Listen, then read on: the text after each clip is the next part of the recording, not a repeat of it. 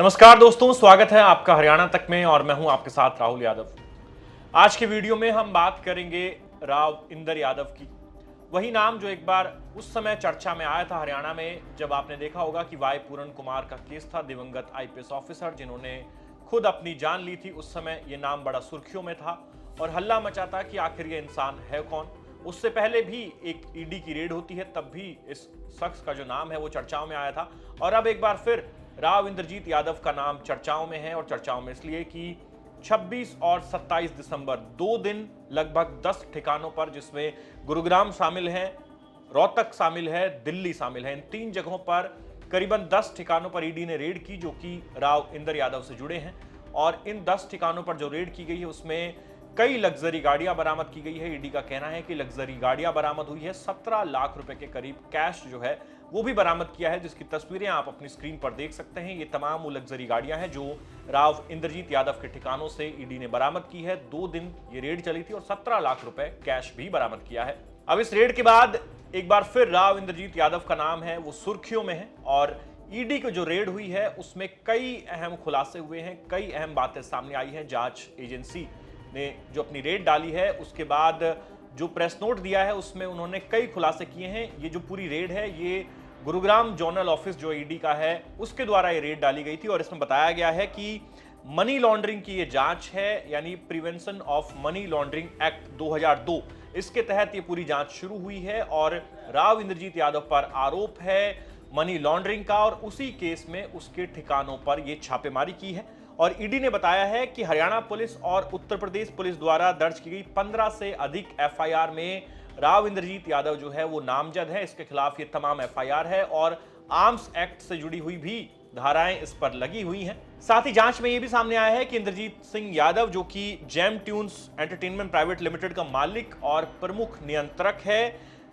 ED के मुताबिक एक कुख्यात स्ट्रॉन्गमैन है। अब इस आप स्टेटमेंट को समझिए कि एक कुख्यात स्ट्रॉन्गमैन बताया गया है इस राव इंद्रजीत यादव को। स्ट्रॉन्गमैन की परिभाषा कुछ इस तरह की है कि राव इंद्रजीत यादव पर आरोप है कि वो प्राइवेट फाइनेंसरों से, खासकर डीघल और इसके आसपास के गांव में जो लोग फाइनेंस का काम करते हैं, इनसे जो बड़ी कॉर्पोरेट कंपनियां हैं या जो बड़े घराने हैं वो जो लोन लेते हैं, इसकी सेटलमेंट में एक स्ट्रॉन्गमैन की भूमिका निभाता है। इस तरह के लोन की सेटलमेंट के लिए ये डराता है, धमकाता है लोगों को और जो स्थानीय गैंग है उनका सहारा लेता है।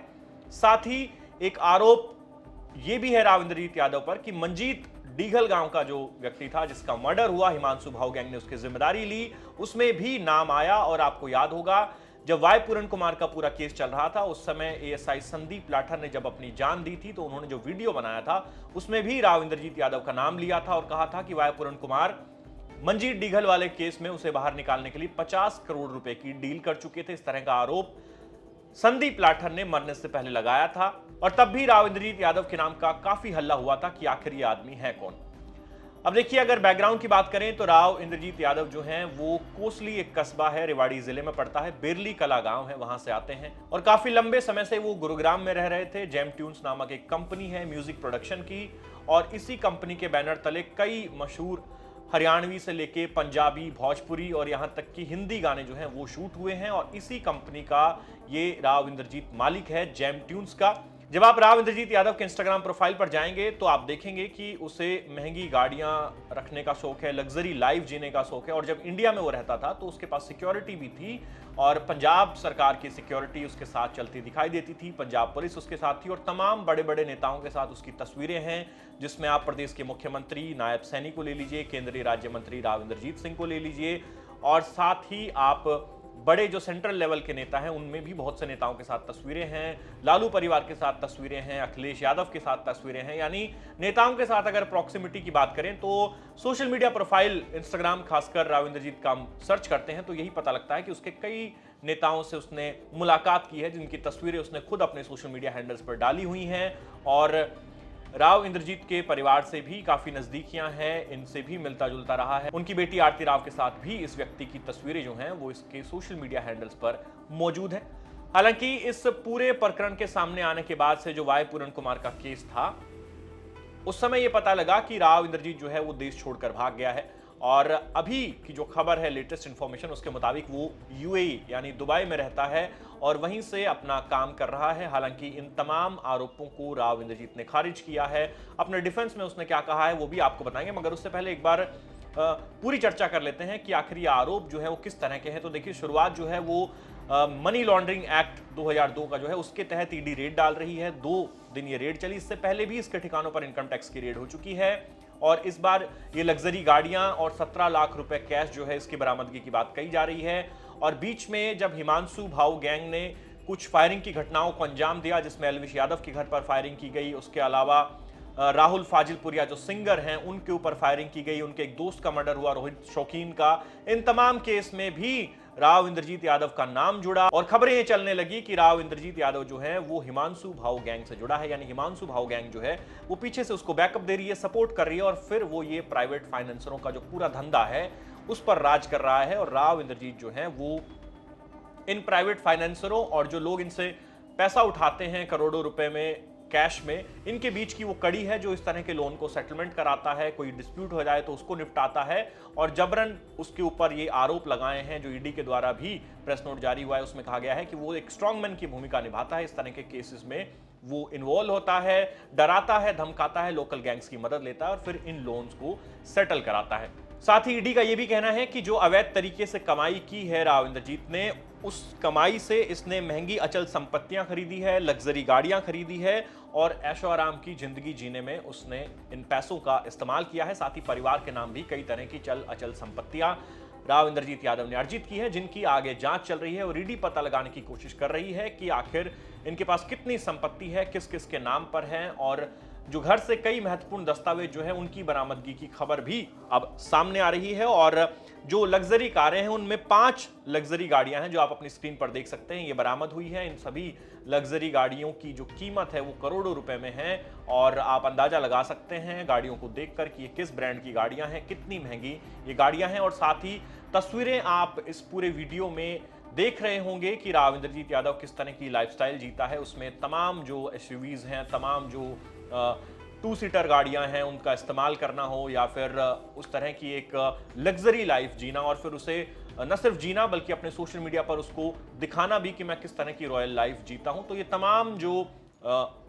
यश और वैभव वाली बात है कि जो ऑरा दिखता है वो इसका सोशल मीडिया पर नजर आता है। और ईडी अब कह रही है कि ये व्यक्ति जो है वो इन तमाम तरह की इलीगल एक्टिविटीज से जुड़ा है, जिसमें भाऊ गैंग से संपर्क की बात हो और जो मर्डर केस है उनमें इसके नाम की बात हो। 15 जो एफआईआर हैं हरियाणा में, यूपी में, उनमें इसका नाम है, जिसमें आर्म्स एक्ट की धाराएं भी जोड़ी गई हैं। साथ ही ईडी ने यह भी खुलासा किया है कि इस धंधे में जो पूरा प्राइवेट फाइनेंसिंग का काम है इसमें कई और खुलासे भी अब आगे जब जांच बढ़ेगी तो हो सकते हैं और कई नए नाम भी इसमें सामने आ सकते हैं जो कि चौंकाने वाले होंगे। अब बात करते हैं इस पूरे मामले पर जो राव इंद्रजीत है उसकी सफाई की। देखिए, भास्कर से बातचीत में भास्कर ने अपनी रिपोर्ट में राव इंद्रजीत के हवाले से लिखा है, उसने इन तमाम आरोपों को सिरे से खारिज कर दिया है और उसका कहना है कि मैं बिजनेसमैन हूं, मैं कोई गैंगस्टर नहीं हूं, मैं कोई स्ट्रॉन्गमैन नहीं हूं, मैं अपना बिजनेस करता हूं और मेरे खिलाफ जो कुछ हो रहा है ये कुछ अधिकारियों की मिली भगत है जो मेरे से निजी रंजिश रखते हैं और उन्हीं का ये पूरा खेल है जो कि ईडी के माध्यम से खेला जा रहा है। और उसने ये भी कहा कि इसमें स्थानीय सरकार जो मौजूदा हरियाणा सरकार है उसका कोई इन्वॉल्वमेंट नहीं है, उसका कोई लेना देना नहीं है, बस कुछ अधिकारी ऐसे हैं जो कि मुझे बदनाम कर रहे हैं या जो मुझसे खुन्नस रखते हैं और वो ये सब एक षड्यंत्र के तहत मेरे खिलाफ कर रहे हैं। हालांकि जब ये पूछा गया कि क्या आपके गैंगस्टरों से संबंध है, क्या आप कोई गैंग चलाते हैं या फिर आप क्या लोगों को डराते धमकाते हैं, तो इस पर भी भास्कर ने अपनी रिपोर्ट में लिखा है कि राव इंद्रजीत यादव ने इससे भी डिनाई किया है और कहा है कि मेरा काम जो है वो मैं एक सफल बिजनेसमैन हूं और मैं इस तरह की किसी एक्टिविटी में इन्वॉल्व नहीं हूं। साथ ही इस रिपोर्ट में राव इंद्रजीत यादव ने यह भी कहा है कि मेरे घर से ईडी को 1700 रुपए कैश भी बरामद नहीं हुआ है, लेकिन दूसरी तरफ ईडी की तरफ से जानकारी ये आ रही है कि 17 लाख रुपए कैश बरामद हुआ है, जिसकी एक तस्वीर जो है वो 500 की नोटों की गड्डी आपको ई और डी के फॉर्म में स्क्रीन पर भी नजर आ रही होगी। लेकिन इसको डिनाई कर रहा है राव इंद्रजीत और उसका कहना है कि 1700 रुपए भी मेरे घर से ईडी को नहीं मिले हैं। बात करें राव इंद्रजीत यादव की सोशल मीडिया प्रोफाइल की, तो सोशल मीडिया पर भी वो काफी पॉपुलर है। आप राव इंद्रजीत सिंह के इंस्टाग्राम पर जाएंगे तो वहां पर 9 लाख से अधिक उसके फॉलोअर्स हैं। यूट्यूब पर जो उसकी कंपनी है जैम ट्यून्स, जो म्यूजिक लेबल वो चलाता है, उसके चैनल पर 46 लाख से अधिक सब्सक्राइबर्स हैं और जैम ट्यून्स का जो चैनल है ओरिजिनल उस पर 5,55,000 और जेम ट्यून्स के भक्ति चैनल पर 17 लाख से अधिक सब्सक्राइबर्स हैं। यानी कि एक जानी मानी सोशल मीडिया हस्ती है राव इंद्रजीत यादव, और अपनी पत्नी के साथ भी अक्सर वो रील्स डालते हैं। और अभी का जो स्टेटस है वो ये है कि व्यक्ति विदेश में बैठा है और वहीं से जो अपना बिजनेस है, जिसको ये बिजनेस कहता है, वो ये कर रहा है। लेकिन यहाँ जो जांच एजेंसियां हैं वो दूसरी कहानी बता रही है कि किस तरह से ये आदमी संगठित अपराध में इन्वॉल्व है और इसके तार जुड़ते हैं स्थानीय गैंग से जो हरियाणा में ऑपरेट करती है, और ये एक स्ट्रॉन्गमैन की भूमिका निभा रहा है। अब देखना ही होगा कि इस मामले में क्या कुछ नए खुलासे होंगे, क्योंकि बड़े बड़े नेताओं के साथ राव इंद्रजीत यादव की तस्वीरें हैं, जिसमें सेंट्रल लीडरशिप से लेकर state leadership, Bhajpa, Congress, RJD, Samajwadi party, तमाम अलग अलग पार्टियों के नेता शामिल हैं। तो ये व्यक्ति कौन है, एक रहस्यमय कैरेक्टर इस वक्त हरियाणा में बना हुआ है, और कब जांच एजेंसियां जो हैं इसे भारत लाएंगी, कब इस पूरे मामले का पूरी तरह से खुलासा होगा कि आखिर ये कहानी है क्या।